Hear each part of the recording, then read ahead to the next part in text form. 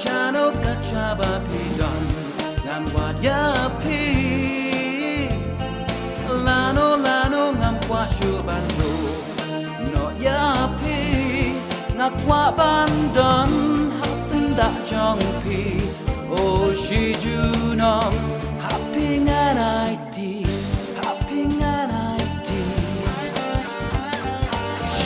shano kachaba pidon ngan wat ya pi lano ngam kwa shu bando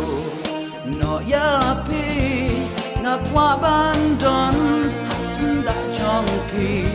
o shi ju nong happy nganaiti ngan wat ya pi kachaba pidon kumbaga la rai nganaiti katadon kiwado sarang mau kitoy ngaru kenya pi ngan boda jing lai do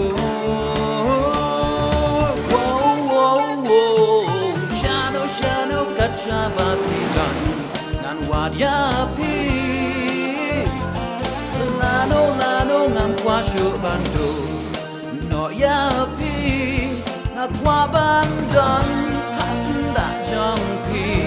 o shi ju nong happy nganaiti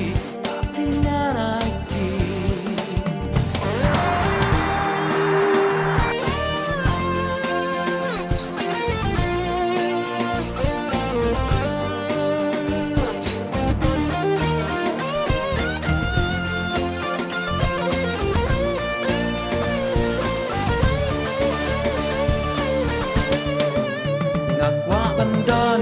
hasin da jong pi ban ri ban sun ran cerita tang ya pi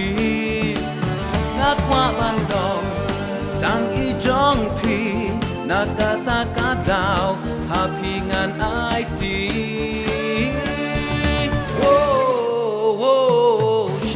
shano kachaba pidon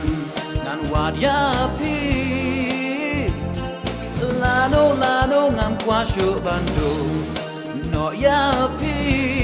ngakwa bandon hasin da jong pi o shi ju nong happy nganaiti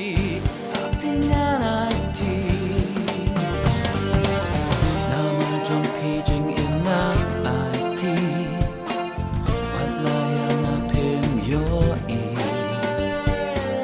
birthday jong na tang ma pi kachaba pi don ngan wat ya pi